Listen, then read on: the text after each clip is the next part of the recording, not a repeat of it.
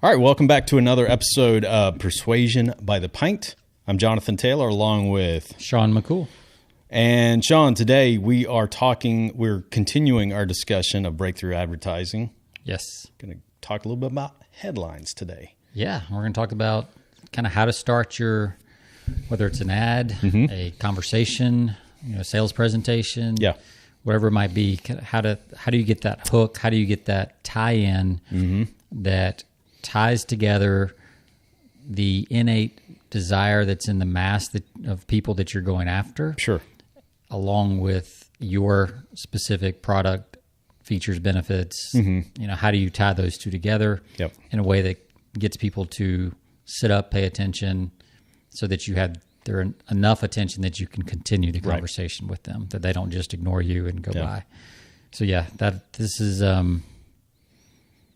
man, if you understand this chapter, you can make a big improvement in just about anything that you're doing from a marketing standpoint. You could walk into just about any company, look at their advertising, look at their campaigns, whether it's on Facebook, YouTube, newspapers, whatever, and you could immediately improve just with this one chapter. Yeah, I agree. So before we dive in, let's talk about our beer. Oh, okay. So this time we're each having a different, we're having a Sam Adams, but two different flavors. Same family, cousins, I guess. Cousins, yeah, exactly. So this is from the season. I guess this would be seasonal because this is the holiday selection. Okay. The variety pack that Sam Adams promotes this time of year, and really good. Most of them, there's a couple of them that I'm not a huge fan of, but I love Sam Adams, so I'll pick this up every year. But you're having the chocolate porter. Chocolate Bock. Chocolate Bock. Smooth, rich, and dark. I have not had a taste of this yet, so I'm going to go ahead and... You said it was really good, so I'm going to go ahead and have a taste of it. It's super dark. Don't let my persuasive... even holding it up to the light, I cannot see through it. It is dark. Bock and porter, stout, kind of dark. Yes. So...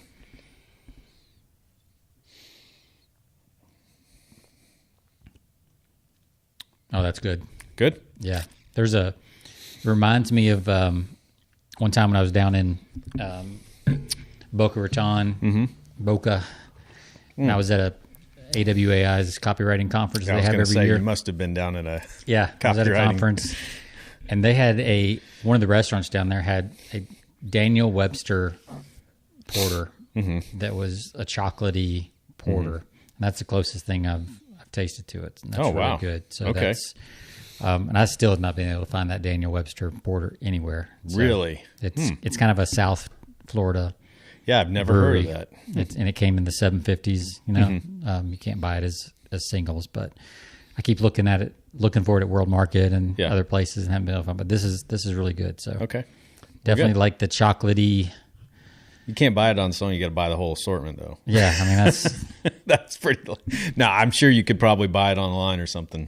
Yeah. So they might have it up at Total Beverage. That's true. Total Wine and Beverage, whatever it's called now. Yeah, that's definitely one of my favorites, and I've already had that. So I'm actually having the holiday, the Sam Adams Holiday Porter, which I've already had a sip. It's good. Not quite as. I think I like the chocolate much better, but this is actually pretty good. Yeah, that's tasty. Definitely thick. It's got a nice thick head when I poured it. It's not overly sweet. So this is definitely sweet. Yeah, that is. And I like it.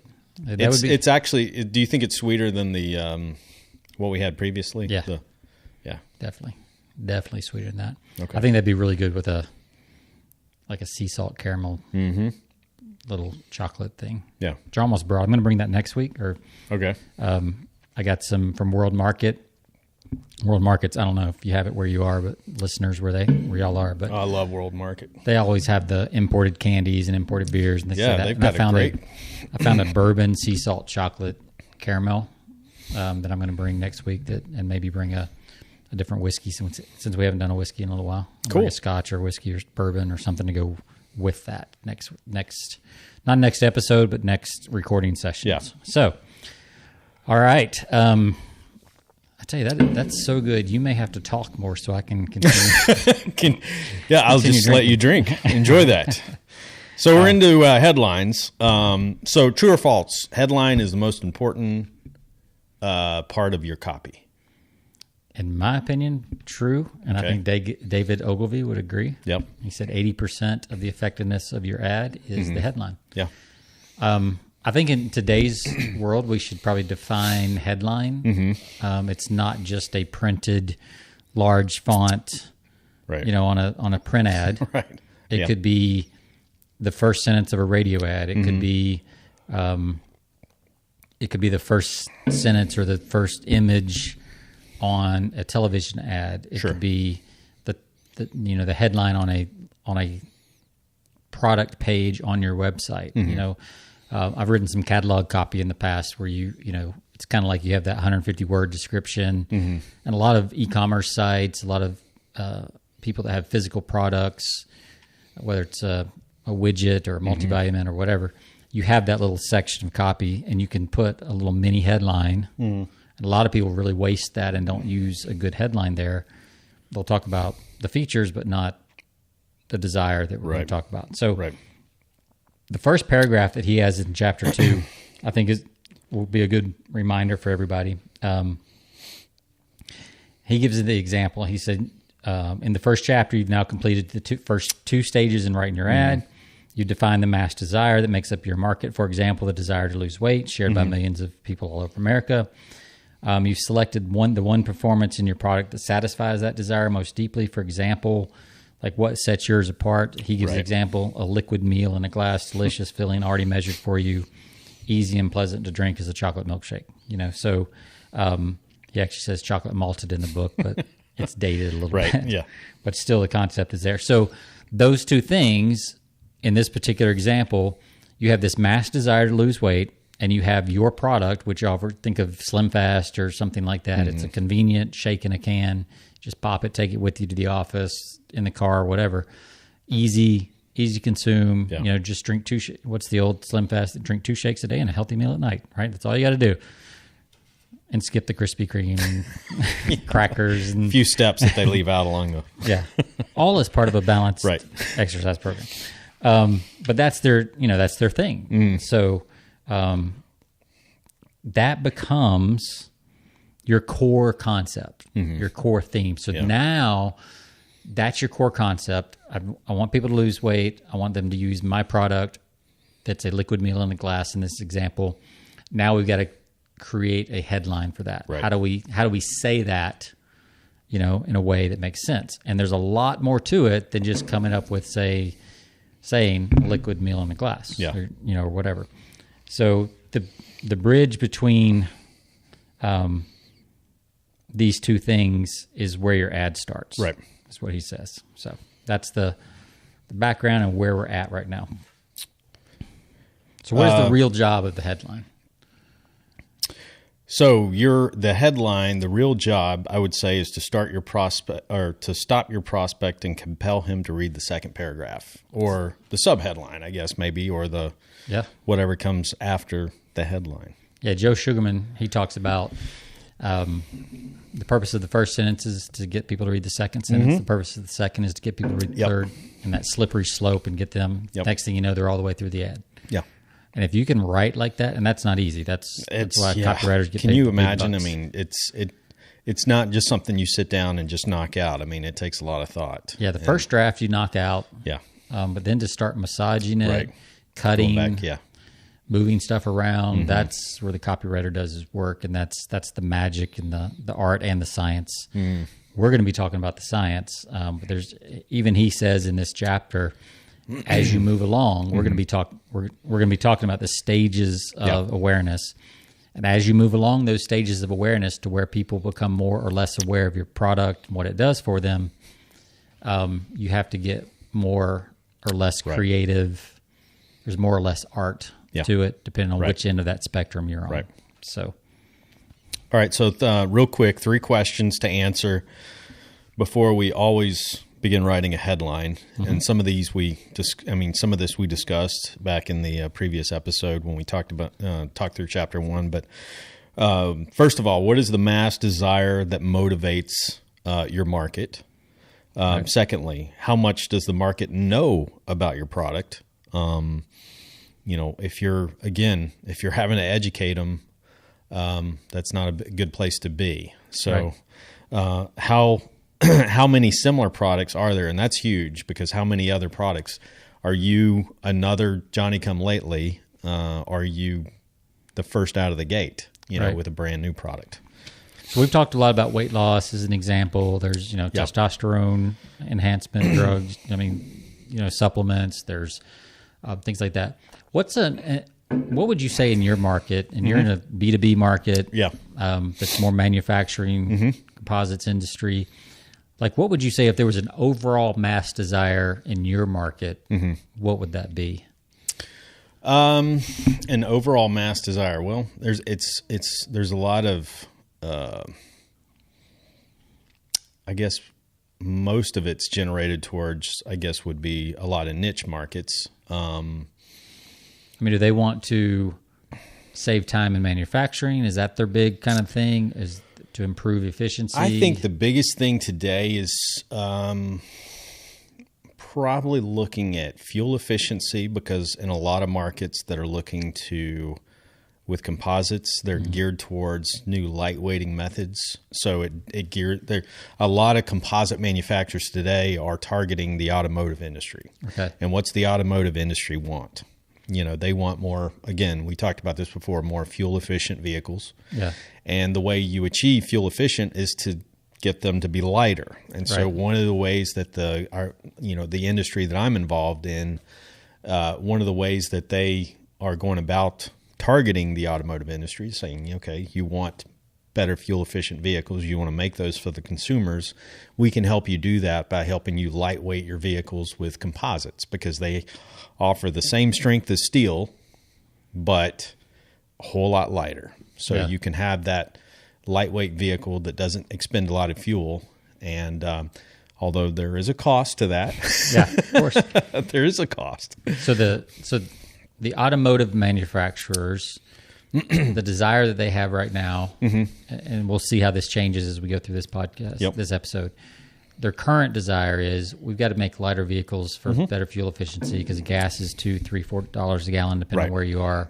Right. And people don't want to spend all their money on gas, right? So your customers are tapping into this desire of the automotive manufacturers to offer a better solution to their customers, who the mass desire there is to save money. Save money for, which fuel, they're making up for what they spend. Okay. Yeah. The vehicle, it may be increasing the cost of the vehicle, but you're going to save on fuel cost, the fuel efficiency. So we can see how, like, if you can't exactly identify what your mass desire that your product, you may need to go up a few levels and see what the trickle down effect is. Like, what's the huge desire up here in the masses of people? And right now we're kind of in a, it's a little bit more cool to be frugal than to be spendy right now. Right. The economy has been good, but people, I think, are starting to get a little nervous. Right. So they're kind of pulling back. And just overall, the whole 80s, greed is good. Right. We've been through 2 big recessions. Right. The tech wreck, the financial 2008. All that is still in people's minds, even though it's been 10 years. Yeah. So there's that angst there, and I think there's this overwhelming desire to kind of get back to basics and be frugal, but they still want the convenience. Yep. So that trickles down. So you may have to look at, for your particular product and your particular client set, what is the big desire that you're going to help them kind of reach up to. So always be aware that it may not be super obvious what the mass desire is. You may need to go up a few levels or down a few levels, depending on who you're selling to. I've got one other example, and it's with, so I've been working, and you know about this because I work with one of my clients is they make these unique polymers. They call them super polymers, but they're they're kind of a subset in the composites. but they do a lot of high end stuff for military applications. But it's also you can, I guess, apply it to other civilian type applications as well. But they do ballistic proof materials that you can spray. You can apply to a wall or to any substrate, or pretty much anything that's physical. You could apply this on there via spray, and stop a bullet. Yeah. And they also do like a bomb-proof version of this as well, where you seal in. You can seal in obviously entire rooms from explosive ordnance is going off. So obviously, the target, what your headline would be there, and this is one of the challenges in working with them. A number of challenges have been going on under the way because, in their minds, always I find it interesting, always the manufacturer, the developer of a product thinks that they've created the greatest invention. In some cases that is true, but it's not always the case. So you do enough market research, well, you're not really first to the punch on this. There's other, companies that have developed things that are similar to this. And what you've got to do is you've got to tweak your marketing so that you're not, and we'll talk about this a little further in this chapter, that you're not you're not doing the same exact thing as, and I'll use an example. In that market, there's another company that's most people are familiar with called Line-X. They line bed liners. Yep. Well, they also have a product that, that they haven't really touched on, or they haven't really focused on in terms of marketing for a ballistic proof. But if you do enough research, you can find they have products that they, have out there that can do a lot of the same things. So, So to me, the mass desire, if I'm just, my copyright part of my brain starts kicking in. And to me, the mass desire for where we are in the world and kind of what's going on, is just safety of family and kids. School shootings come to mind. Yes. What is that big mass desire? So you kind of have to take a step back, look at the big picture, and say, if I was going to tap into a truly mass desire to really get a big audience for this, what would it be? And to me, it's safety. Yes. Protecting your children. And if you think about what we talked about in the last episode, and the big desires that move entire markets, they're always going to be the unchanging principle. What was it called? The permanent forces. Right. There's always going to be a desire to be safe. Right. Safe. There's always going to be a permanent force that says, I want to protect my children. Yeah. So that's how you kind of know if you're in the right spot. Yeah. And then we can figure out, okay, there are, hundreds of millions of people who want the best for their kids and want to protect them. Yeah. And because school shootings are in the news or nightclub shootings are in the news, self-preservation and preservation of your family is a big, strong mass desire. Yep. And if you can tap into that, right, you could have a big winner on your hands. Absolutely. So, and we've actually used that in some press releases and copy that we put out. Yeah. And not to take advantage of situations, but you can use things, you can use, current events in the news, unfortunately, as bad as they are, but sometimes that spurs people to action and, creates a desire that otherwise is not there. So let's talk about there are 5 levels of market awareness. Okay. So let's go through those. I mean, because we could literally camp out on this for a week, right? Because there's so much here, but we'll hit them pretty quick. And I don't remember which episode, but we did have an episode where we talked about different types of leads, direct leads, story leads. Yep, I remember that. Problem solution leads. And that's where a lot of this comes from, is these 5 levels of market awareness. Okay. So the first one is most aware. This is where the customer knows of your product, they know what it does, and they know they want it. Right. That's easy. It's easy. Like, it's usually just a straight up offer, right? Apple is a good example of this. They have... It's always the one that comes to mind. Yeah. They're like, you know what they do. They sell a great computer, great phone, whatever. You know what it does. It works when you turn it on. Yeah. And you want it because it looks nice. It is nice. Obviously, if I'm offending any PC people out there, then Oh well. But we're Macs around here, so. But their market knows what they do. They know it, and they want it. Mm-hmm. So it's just a matter of saying, "Hey, here's my latest version." Yeah. I mean, it's really that simple. Yeah. And if it's not that, then it might be a flash sale. It might be, something like that. Apple doesn't really do sales, but other products. They don't do discounts at all. Yeah. Other than maybe on, tax-free weekend before school or something like that. So it's very just cut and dry. Mm-hmm. A lot of times those are, Apple's the exception, but a lot of times those are, if there's an offer, it's a price drop type offer. Sure. A good example with my daughter. My daughter's 18, and so she follows a couple people on YouTube. One of them is a guy named James Charles, and he does makeup tutorials and things like that. And he has his own brand of cosmetic. Kylie Jenner's another have their own brand of cosmetics, right? So these girls and these people that follow these YouTube celebrities that have these makeup brands, the kids know what it is. They know they want it, and all they got to do is offer it. Mm-hmm. And that's how Kylie Jenner launches $1 billion brand overnight because she just gives the market what they want. Sure, that's super easy, and that will work for a while until you get to the second stage of awareness, which is the customer knows of the product but doesn't yet want it. So here your prospect isn't completely aware of all your product does or isn't convinced of how well it does it or hasn't yet been told how much better it does it now. To me, this was kind of where I was before I bought my first Mac, to go back to the Apple example because it's easy. Yep. And this was back when Mac was running the Mac versus PC ads. Sure. You remember that? Had the goofy PC guy and the cool Mac guy. The nerd and the cool guy. And I remember I'd owned PCs and I was trying to decide if I wanted to spend the extra money on a Mac, and I would ask people, like, so what's the difference? People would say, well, it's just better. It just works better. And I'm like, well, what does better mean? And I couldn't really put my head around it. So I knew about the product, but I wasn't sure yet that I wanted it. Mm-hmm. So when they came out with the whole Mac versus PC campaigns and things like that, that was a great campaign to kind of get me start thinking more and more about the advantages of a Mac. Right.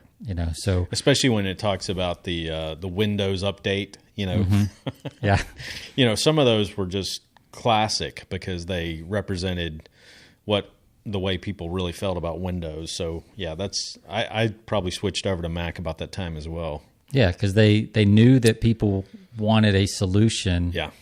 And they knew that the market knew about Apple, but there wasn't enough information to get people to do it. Right. So what happened is the customer became more and more aware, and they let people know through their advertising that here's why you might want it. So what you do is some examples in here. And there's a whole, there's in the chapter here, he talks about just under this one stage of awareness, there are 7 different things you need to do with your headline. And we don't have time to get into all those, but if you read the book, they're in there. But an example is, let's say somebody wants a piano for their kid plays piano, and now they want to upgrade their piano, right? So they know they want a piano, but they don't know they want a Steinway piano. So his example of a good ad would be Steinway, the instrument of the immortals, right? So, so Bach and Beethoven and Mozart, they played Steinway, right? Or whatever, it is. So now you start to get a reason to choose Steinway over Baldwin or Yamaha or, you associate Bosendorf or one Steinway of the others. With the best. With the immortals, So, and then, and he gives a lot of examples. He talks about Dole fruits, the fruit Dole pineapple. Tastes like you just picked it. Yeah, it tastes like you just picked it. Oh, okay. So it's not something that's been sitting on the shelf. Doesn't sound like it came out of a can. Yeah. Right. Now it's fresh. Yeah. And that's what I want. If I want pineapple, I want fresh. Right. So, those kind of things. So you're starting to let people know why your product is different than one of the famous ads from the 1920s was the Schlitz beer ads. Yep. Schlitz was like at the bottom of the barrel as far as, and then Claude Hopkins came along, and he identified the process by which beer was filtered, the water was made pure, and everybody did. Everybody did it. Yeah, exactly. But they were the first one to say we do this, and it totally took Schlitz to the number one beer in the market. Just because they identified that, and that's a tip for you if you're listening. As a copywriter, one of the things that I've looked for in the past with products is what is the process? Usually there's a hook or there's an idea story, hiding in the process of your service, your product, and the way it's created, the way it's been developed, or whatever. I wrote an ad for a B2B company. I think I may have told this story before, but it was and it fits this category, this level of awareness, and that was it was a grinder or a router that helps route granite countertops, the edges for granite countertops. Right. And we wrote, so everybody needs a router. Like every stone shop that does granite countertops has to have a router. Right. But they don't have to pick that router.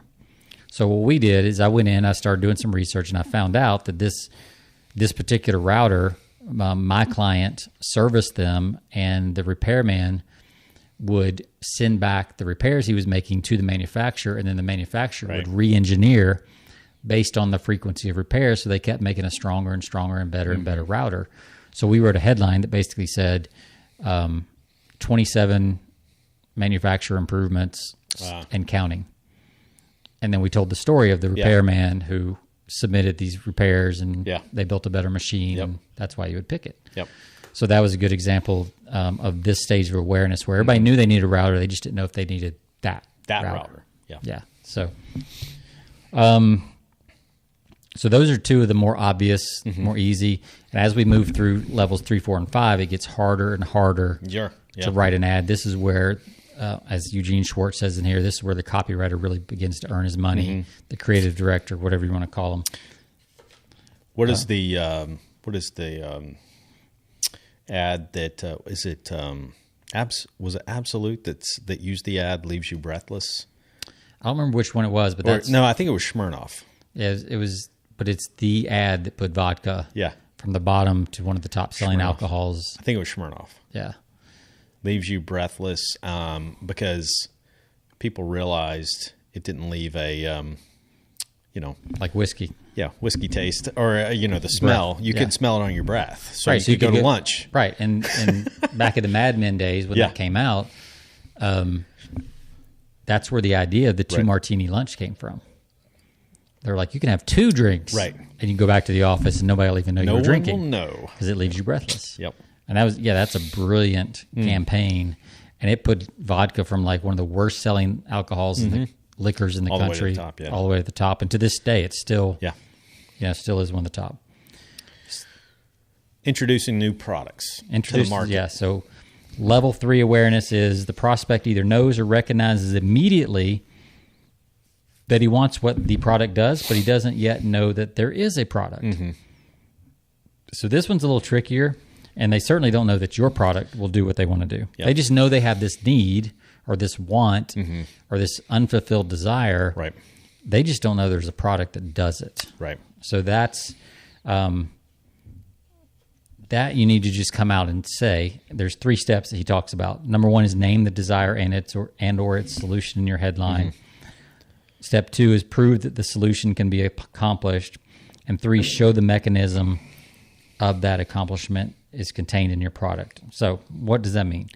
That means, 1, you're not going to focus on your product first. You're going to create a chain of logic where you're going to talk about the desire that he's already thinking about. You're going to show that not that your product can fulfill that desire. Not yet. That's too soon. Too soon. You're going to show that the desire can be fulfilled. So let's go back to an easy one like weight loss, right? Okay. They want to lose weight. You're going to show that, maybe a study that if you do X, or if you can eliminate cravings and hunger, you're more likely to lose weight. Sure. Right? Well, then now you have set up a chain of logic, and the 3rd step can be, we've developed a supplement that decreases cravings. Right. Okay, so now you've created a chain of logic. Weight loss, scientific study that says if you just reduce cravings, you can lose more weight. Yeah. Here is, Thermogenesis 6000 that says it curbs hunger. Sure. And that's that's something that all kind of hydroxycut. I mean, those things. That's what they talk about, right? Yep. So that kind of thing. So that's the basic. You have a 3-step chain of logic that has to be fulfilled, but you can't. And your product is the last of those. Yeah. And that's hard for a lot of advertisers because they want to start first with, "Hey, Yeah. we got the greatest thing in the world to sell." We've spent 5 years developing this. It's amazing. Yeah. But if you go there too quick, Yeah. it just comes out of left field and people don't get it. Right. So you've got to just pull back, calm down, and say, okay, here's the desire. Yes, it's possible to actually fulfill this desire. You see this a lot in making money, right? You want to work from home. You want to make more money and you want to work from home. Yeah. Well, yeah, it's not only possible. There's millions of people that are leaving the workforce and starting their own businesses. You throw some stats in there about what's possible, and thanks to the internet, you can do all this stuff.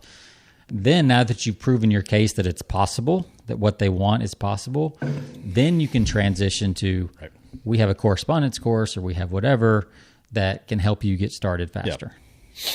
So that's the basic idea behind that level 3 awareness.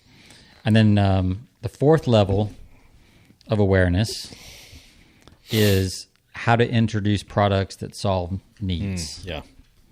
And again, if you get the book, there's pages of examples for each one of these levels. Some great examples of headlines throughout this book.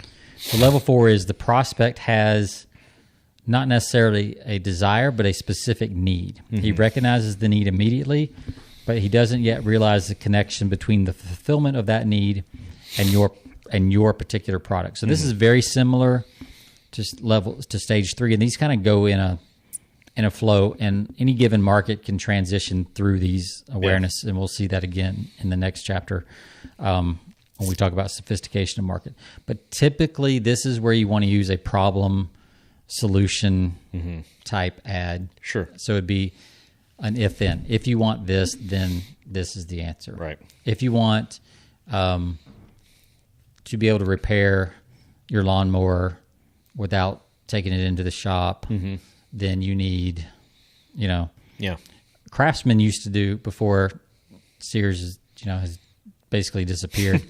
There was a couple of years ago, they were doing a real good job of coming out with some new kind of innovative wrenches and sockets, and you still see this on like what's that, Duo Drill, right? Where everybody, if you've ever had to drill anything, you got to, and you've got a cordless drill, you pull the drill bit out, and you put the screwdriver head in, and then you take it out.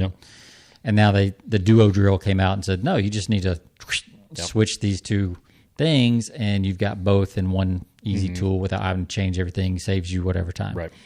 So that's a good, I was having this problem of having to change drill bit and screwdriver and put this down and not lose the drill bit, and now I just have to just press a button and change.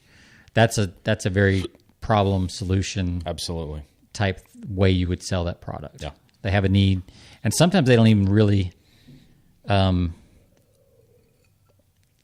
they don't know that that's a need until you show them that it's a need. Right. Like nobody thought, or hardly anybody thought, except the guy that invented the Duo Drill and maybe a few others, that I need that. But as soon as you see it, you're like, oh, wait a minute. Yeah. I need that. Yeah, I got to have that. And that's the reaction you should get. If you're on the right track with your ad, that's kind of the response you should get from people like, I didn't even know I needed that. Right.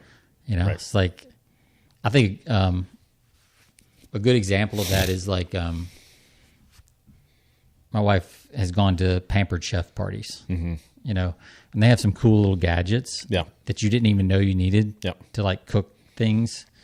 Special measuring cups, especially cutting devices. Like they've got all these little gadgets that you didn't know you needed until you saw it. But immediately when you saw it, you're like, I've been looking for that my whole life. Yeah. And I didn't think about it. I just remembered that I've been looking for it my whole life. So that's like, that's a good example. Or if you just have, he gives some examples of, like an old one is like corns, like on on your feet or toes, whatever. Yep. And it's just, that was the headline, corns ? You're Yes. like, well, yeah, like, is there a solution for that? Like, there's a need for that, so then you can go straight into Right. it. So It's like you're not thinking about it until you. but as soon as you see the ad, Yeah. you're like, yes. Exactly. Yeah. It comes to mind. Like, yeah. And another way to say that is, Some people just get so accustomed to their problems until you bring them to the surface. that's a great way to say it. Yeah. They don't think about them. Yeah. They live with them. But once you present, that solution, sometimes it just comes to the surface like, wow, okay, yeah, I do have that. I just haven't thought about it because I thought I had to live with it. Yeah. I didn't realize somebody had a product for it. Yeah. That's cool. Great. Yeah. Where do I sign up? So yeah, that's phase 4. How to open up a completely unaware market. Yeah. So this is a lot of what, when you get into the industry I used to be in for copy, which was financial newsletters. Yeah. Like, nobody wakes up in the morning wanting a financial newsletter, but there is a mass desire, like we talked about last episode, to make more money. Absolutely. For security, for those kind of things. So, but there's this whole market out there of retirees who have saved up in their 401ks or whatever that don't know that financial newsletters and financial advice exist until they get into that world. So what a lot of the financial newsletter companies have to do is they have to take what we call a very indirect approach. And he says of this type of market, and finally, the most difficult, the prospect is either not aware of his desire or his need, or he won't honestly admit it to himself without being led into by your ad, or the need is so general and amorphous that it resists being summed up in a single headline, or it's a secret that just can't be verbalized. So the fact that there's this group of people out there that can help you with financial advice that's not a broker, that's not Right. A mainstream magazine, that there's this niche little world out there, you have to take a very indirect approach and start talking about kind of a much bigger concept and back into the offer. So these are what we call indirect leads. They're usually stories. They're usually something like that. One of the most famous ads of all time is the Wall Street Journal 2 Men ad. Yep.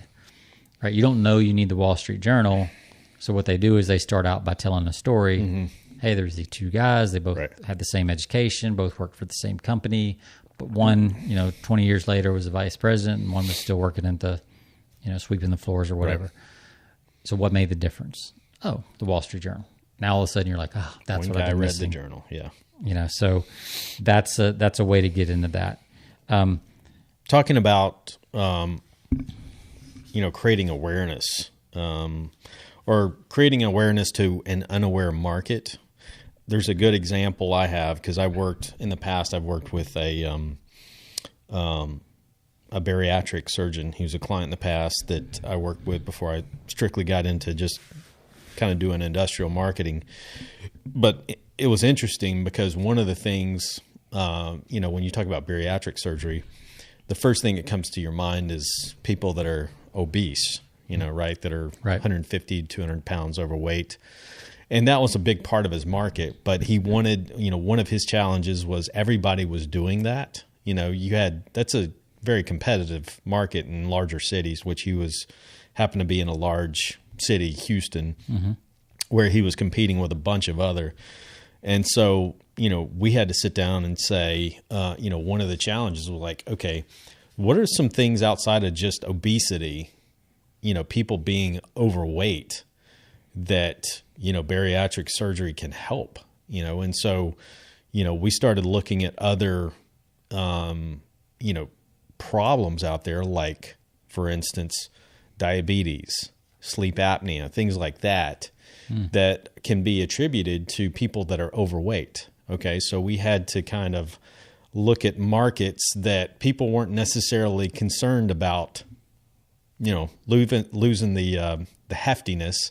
They were more concerned about dying of diabetes, or, dying, in their sleep, from sleep apnea, people that were wearing a CPAP. And so those are markets that crept up just from, doing a little, okay, who are some of the people that you've had? So we were able in that, just tailoring ads to people that were on, a lot of diabetic, the people that were, type 2 diabetes, that were taking all kinds of insulin, and people that were, suffering from sleep apnea, things like that. So those were completely unaware markets that we got into as a result of asking questions and finding out, okay, what are some others out there that are suffering that that aren't your primary market, but we can create new awareness from. So yeah, it's a great way to kind of come in the side door. Yeah. Of a problem. There's those opportunities in every market. Every market. Yeah. And it kind of fits in with what we'll talk about in the next episode, which is sophistication, because somebody that's been overweight long enough is no longer going to respond to an overweight ad. But the fact that they're keeping their spouse up at night with their snoring, their spouse is staying awake, worrying about if they're listening to see if they're still breathing. Right. You can play into some of that stuff. You can even go after the spouse and get the spouse to initiate the call. Yeah. So there's a lot of side doors. That's a great example of that. One thing he says, when you're in this level of awareness, he says there's three big things. He says price means nothing. Yeah. Like nobody cares because they don't understand the problem or the solution yet. The name of your product, and this hurts a lot of people's feelings, marketers' feelings. The name of your product means nothing to a person who has never seen it before. You don't need a fancy logo. You don't need any of that stuff. Yeah. If they don't care. even, they're not to the point where they would care. Right. And three is a direct statement of what your product does, what desire it satisfies, or what problem it solves simply will not work. Right. Like you really have to take a different approach at this stage. Like I said, even going through a spouse may be the better answer, because the spouse is more worried about the problem, the guy who has sleep apnea, than the guy who has sleep apnea. Yeah. Because he's sleeping through it. He don't care. Right? But the spouse is like, oh my God, like I stayed up all night because I didn't think you were worrying. Yeah, exactly. So I could see where you may not be able to get that, but you would have another ad that says something like a headline that says, are you worried about your spouse, all night long because they're not breathing? Well, yeah. Now that's going to hit that person. Right.